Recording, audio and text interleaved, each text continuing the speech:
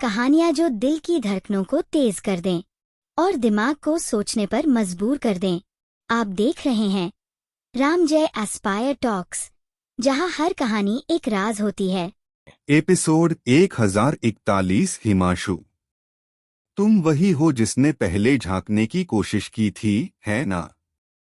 नीले कपड़े वाले आदमी ने धीरे से अपने बर्फीले नीले पंख वाले पंखे को पंखा झला और एक उदासीन आवाज गूंजी, जिससे इस क्षेत्र की हर निगाह कुछ हद तक हैरान भावों के साथ ध्रुवांत पर टिक गई।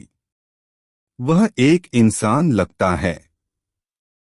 वह अंधकार पक्षी वंश और राक्षसी गैंडा वंश के साथ है, लेकिन वह फीनिक्स वंश को भी भड़काने की हिम्मत करने के लिए काफी साहसी है। वह हिमांशु एक दयालु चरित्र नहीं है। कहा जाता है कि वह पहले ही 8वीं श्रेणी सम्राट क्षेत्र के संपर्क में आ चुका है और फीनिक्स वंश द्वारा उसे प्रदान की गई एक अर्धसंत कलाकृति आइस फीनिक्स आध्यात्मिक पंखे का भी मालिक है। यह भी कहा जाता है कि उसकी युद्ध शक्ति इतनी असाधारण है कि वह एक वास्तविक 8वीं श्रेणी के सम्राट का सामना करने की भी हिम्मत करता है। उस आदमी को यह नहीं पता लगता कि उसके लिए क्या अच्छा है और क्या बुरा। आसपास से फुसफुसाहटें गूंज उठीं और कई निगाहें खुशी से ध्रुवांत को देख रही थीं। वे सोच रहे थे कि यदि कोई साथी जो केवल 6ठी श्रेणी सम्राट पर था, हिमांशु जैसे भयंकर व्यक्ति को भड़काने की हिम्मत करता है, तो वह बस मौत को गले लगा रहा है। सामने के पत्थर के प्लेटफार्मों में से एक पर नौरंगीन मोर वंश की दिव्य सुंदरता ने बिना किसी भावना के ध्रुवांत पर एक नजर डाली और बिना किसी रुचि के अपनी आंखें हटा लीं। एकमात्र 6ठी श्रेणी सम्राट क्षेत्र का मानव उसके ध्यान देने योग्य नहीं था। रोक वंश में कुछ अभिजात वर्ग ने अपनी बाहें मोड़ लीं जब उन्होंने रुचि के साथ ध्रुवांत को देखा, मानो वे कोई शो देख रहे हों। शेष शीर्षस्तरीय दिव्य पशु वंशों के लिए उन्होंने इस दृश्य को उदासीनता से देखा। यह इस तथ्य के कारण था कि ध्रुवांत किसी भी तरह से उनसे संबंधित नहीं था, इसलिए वे स्वाभाविक रूप से शक्तिशाली फीनिक्स वंश को सिर्फ उसके कारण नाराज नहीं करेंगे।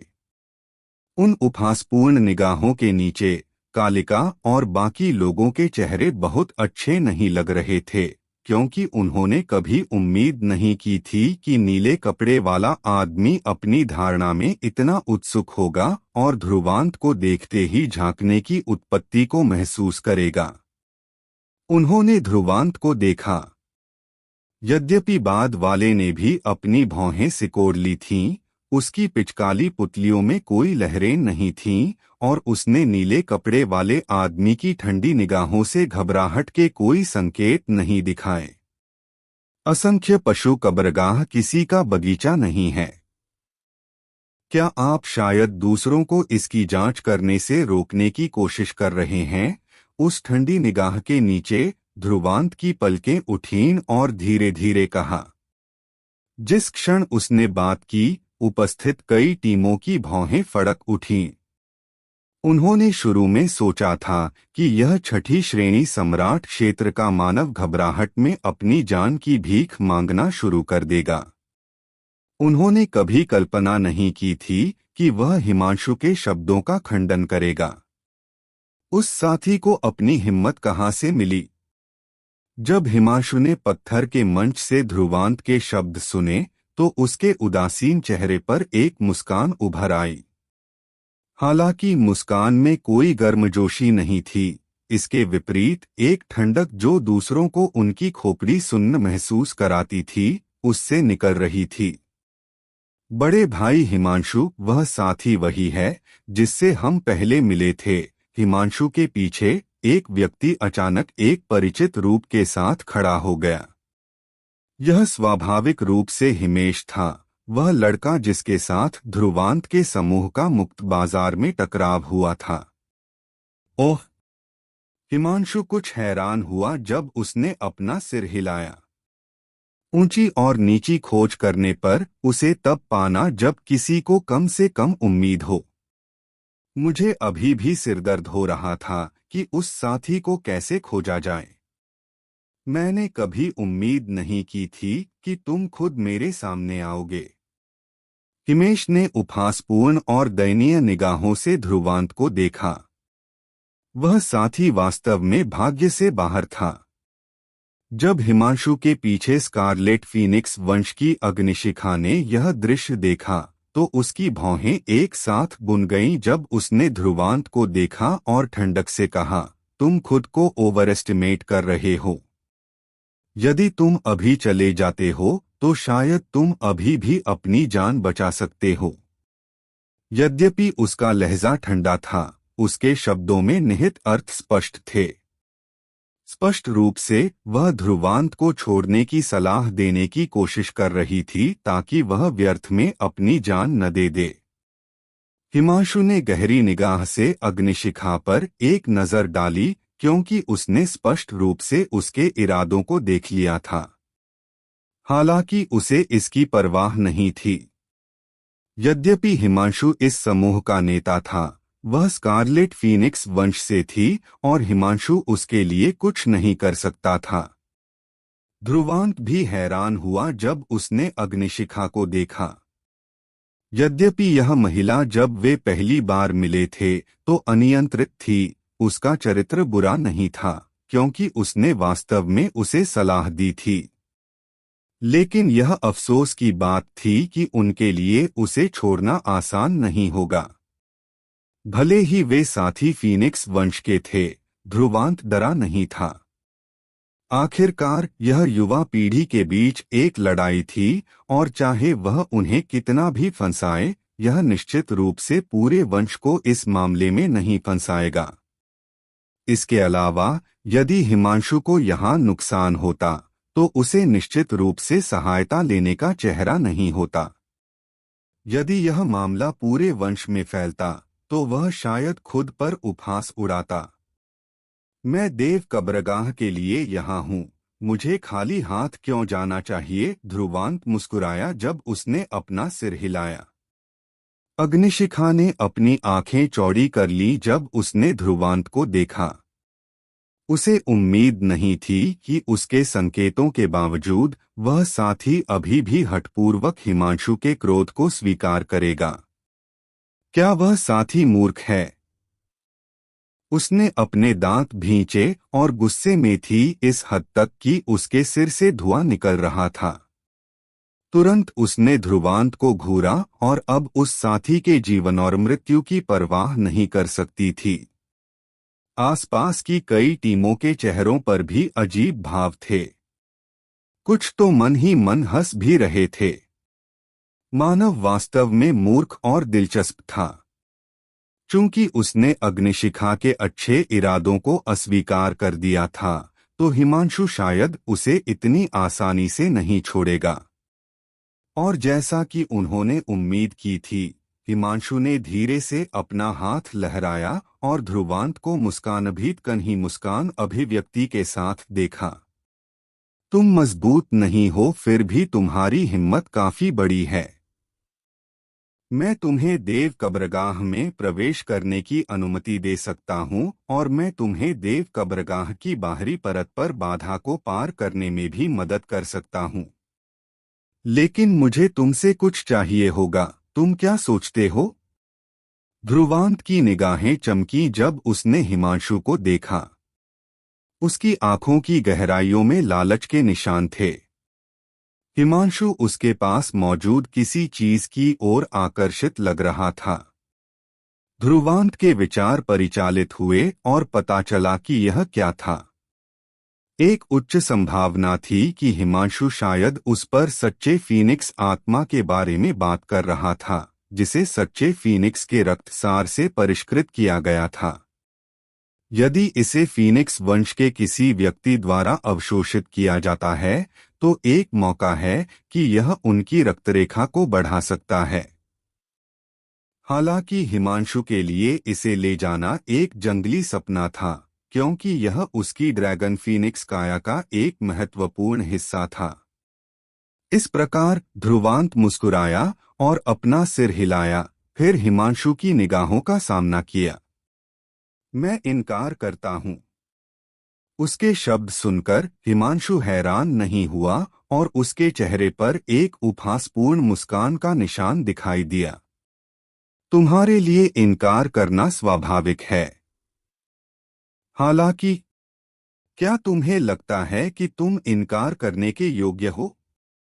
एक बार जब उसने अपने शब्द समाप्त कर दिए तो उसके शरीर से अचानक एक भयानक ठंडी आभा फूट पड़ी। यह हिमांशु के सामने संघनित हो गई थी। सफेद ठंडी धुंध आगे बढ़ी और ध्रुवांत की पार्टी की ओर बह गई।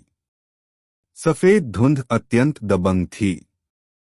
इसने अपने रास्ते में आध्यात्मिक ऊर्जा को भी जमा दिया था। आसपास के विशेषज्ञ सभी डर के मारे पीछे हट गए थे। हिमांशु वास्तव में शक्तिशाली था। ठंडी आभा ऐसी चीज थी जिसे शिखर स्तर का 7वीं श्रेणी सम्राट भी इतनी लापरवाही से संपर्क करने की हिम्मत नहीं करता। जब कालिका, शांतनु और बाकी लोगों ने यह दृश्य देखा तो उनके शरीर तुरंत तन गए और उनके चारों ओर आध्यात्मिक ऊर्जा उमड़ पड़ी। वे अपने दांत भींचकर वापस लड़ने के लिए तैयार थे। यद्यपि फीनिक्स वंश के साथ भिड़ना उनके लिए अनुकूल नहीं हो सकता है, वे स्थिर नहीं बैठ सकते थे और कुछ नहीं कर सकते थे। इसलिए ध्रुवांत ने अपने शरीर को ताने हुए एक कदम आगे बढ़ाया और अपने चारों ओर कोई आध्यात्मिक ऊर्जा परिचालित नहीं की, मानो उसने अपने सभी बचाव छोड़ दिए हों। तुम मौत को गले लगा रहे हो। जब आसपास की टीमों ने देखा कि एकमात्र 6ठी श्रेणी सम्राट ने बिना किसी बचाव का उपयोग किए हिमांशु के हमले का सामना करने की हिम्मत की, तो उन्होंने तुरंत अपना सिर हिलाया। वह साथी वास्तव में मौत को गले लगा रहा था। हिमांशु भी ध्रुवांत की प्रतिक्रिया से चौंक गया, उसकी भौहें सिकोड़ने से पहले। उसकी आंखों में एक ठंडी रोशनी चमक उठी, फिर उसने अब और संकोच नहीं किया और अपनी उंगली झटकाई। ठंडी आभा फिर ध्रुवांत के सीने की ओर बढ़ी। यदि यह हमला जुड़ता तो यह निश्चित रूप से ध्रुवांत को भारी रूप से घायल करने में सक्षम होता। जैसे ही ठंडी आभा बह गई, ध्रुवांत ने बिना किसी अभिव्यक्ति के अपना हाथ उठाया और उसकी हथेली खुल गई। उसकी हथेली में एक हथेली के आकार का चांदी का दिल था जो धीरे धीरे धड़क रहा था। हर एक धड़कन के साथ यह गड़गड़ाहट की चौंकाने वाली गड़गड़ाहट उत्सर्जित करता और विनाशकारी लहरों ने सभी के चेहरे बदल दिए। यह बिजली भक्षक पशु हृदय है। वह क्या है? कितनी भयानक ऊर्जा! क्या वह साथी पागल है? वह हम सबको नीचे खींचना चाहता है। कई टीमों के भावों में भारी बदलाव आया था। वे सभी व्यावहारिक रूप से एक ही समय में पीछे हट गए थे। यद्यपि वे ध्रुवांत के हाथ में मौजूद वस्तु को पहचान नहीं सके, वे बता सकते थे कि यदि वह विनाशकारी उतार चढ़ाव फट जाता तो शायद यहाँ हर कोई उसके साथ खींच लिया जाता। आसपास अराजकता थी, लेकिन ध्रुवांत के चेहरे पर कोई अभिव्यक्ति नहीं लिखी थी। उसने बस चांदी के दिल को ठंडी आभा की ओर धकेल दिया था, अपने कार्यों से सभी के ठंडे पसीने छुड़ा दिए। हिमांशु की आंखें ध्रुवांत पर टिकी हुई थीं। उसने स्वाभाविक रूप से महसूस किया था कि चांदी का दिल कितना भयानक था। उसमें निहित ऊर्जा ऐसी चीज थी जिससे वह भी डरता था। वह स्वाभाविक रूप से बता सकता था कि ध्रुवांत इस पर निर्भर था, इस प्रकार वह जरा सा भी डरा नहीं था। लेकिन अगर उसने अपना हमला अब रोक दिया तो क्या इसका मतलब यह नहीं होगा कि वह ध्रुवांत से डरता था?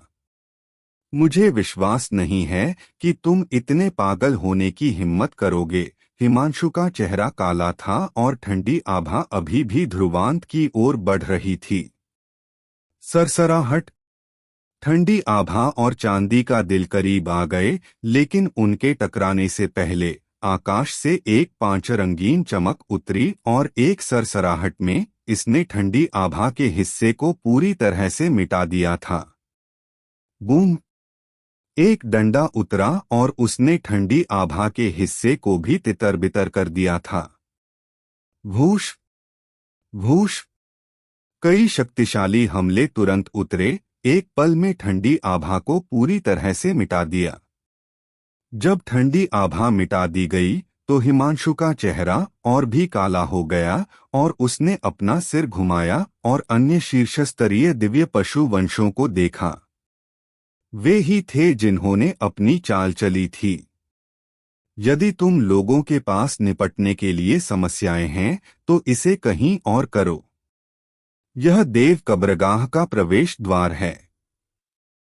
यदि यह नष्ट हो जाता है तो क्या तुम, हिमांशु, यहाँ हर किसी के नुकसान की भरपाई करने को तैयार हो? नौरंगीन मोर वंश की दिव्य सुंदरता ने अपनी रंगीन आंखों से हिमांशु को देखा और ठंडक से कहा, हे, शायद नहीं। बाबेल वानर वंश के एक पतले आदमी ने पत्थर के डंडे को गले लगाया और मुस्कान के साथ बात की, उसकी आंखें सिकुड़ने से पहले। भाई हिमांशु, आराम करो। यह लड़ने की जगह नहीं है। दिव्य आकाश सारस वंश के विशेषज्ञ ने भी बात की थी। कई शीर्षस्तरीय दिव्य पशु वंशों के विशेषज्ञों ने सभी ने बात की, जिससे हिमांशु की आंखों में ठंडक और घनी हो गई। लेकिन उन आकृतियों का सामना करते हुए जिनसे वह भी डरता था, वह स्वाभाविक रूप से जानता था कि उन सभी को नाराज करना बुद्धिमानी नहीं थी। इस प्रकार उसने एक गहरी सांस ली, फिर ध्रुवांत पर एक भयावह नजर डाली और बिना किसी शब्द के फिर से बैठ गया। लेकिन हर कोई जानता था कि हिमांशु निश्चित रूप से अपने दिल में उग्र था। तुरंत संदिग्ध निगाहें ध्रुवांत पर निर्देशित की गईं। कौन कल्पना कर सकता था कि हिमांशु की जबरन कार्रवाइयों का सामना करते हुए न केवल ध्रुवांत ने कोई कदम नहीं उठाया, उसने हिमांशु को लापरवाही से एक वस्तु निकालकर ऐसी दयनीय स्थिति में भी मजबूर कर दिया। इसके अलावा उसने शीर्षस्तरीय दिव्य पशु वंश के अभिजात वर्ग को बिना किसी विकल्प के हिमांशु को रोक दिया था। इस प्रकार उनके बीच द्वेष पैदा हो गया। यदि उनके बीच कोई संघर्ष उत्पन्न होता है तो इसका उपयोग आग भड़काने के कारण के रूप में भी किया जा सकता है। ध्रुवांत की इस सरल चाल ने कई लोगों को अपने दिलों में अंदर ही अंदर चौंका दिया था और जब उन्होंने ध्रुवांत को देखा तो वे अब उसे कम आंकने की हिम्मत नहीं करते थे। यह इतना अधिक था कि नौरंगीन मोर वंश की दिव्य सुंदरता ने भी अपनी रंगीन आंखों से उस पर गहरी नजर डाली थी। पिछली भिंत के माध्यम से वे बता सकते थे कि यह मानव जो केवल छठी श्रेणी सम्राट प्रतीत होता था, उतना लापरवाह और बेकार नहीं था जितना उन्होंने सोचा था। शीर्षस्तरीय विशेषज्ञ सभी ने एक नजर डाली और अंदर ही अंदर सहमत हुए कि ध्रुवांत नामक यह मानव निश्चित रूप से सरल नहीं था।